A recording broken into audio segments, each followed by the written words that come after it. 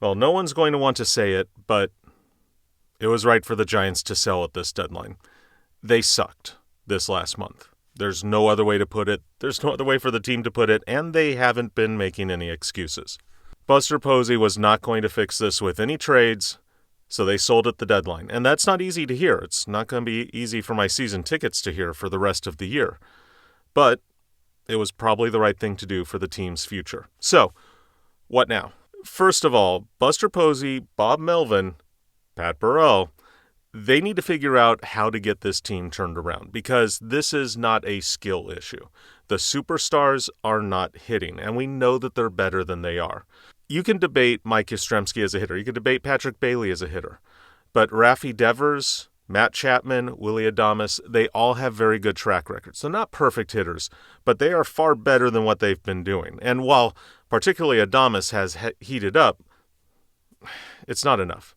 They need to figure out how to get this team to perform better. It's not about bringing people in at this point. That's task number one. Task number two, we need to sort out the rest of this 40-man roster. One of my biggest criticisms of Farhan Zaidi and his term was how many players he just put on the 40-man roster on a whim and started their clock a little bit early. There's a few guys who are going to be needing to make the Major League roster or facing waivers next year. So in August and September, it's time to see what they can do.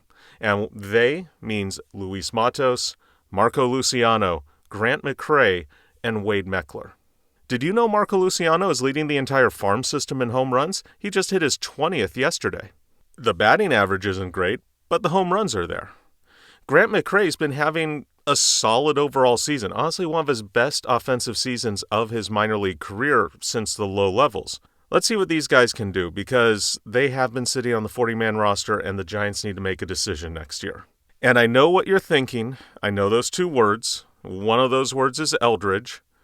No, I don't think the Giants are going to bring him up to see what he can do yet. Buster Posey said it earlier this week. He's faced a lot of injuries. He's lost a lot of time.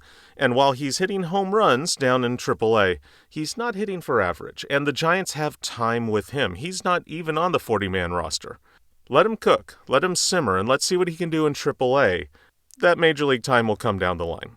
That's pretty much what the rest of the year is for Giants. But you know what? There's one more thing to do for the fans, and if you want to get the vibes right in the clubhouse, there's one thing to do.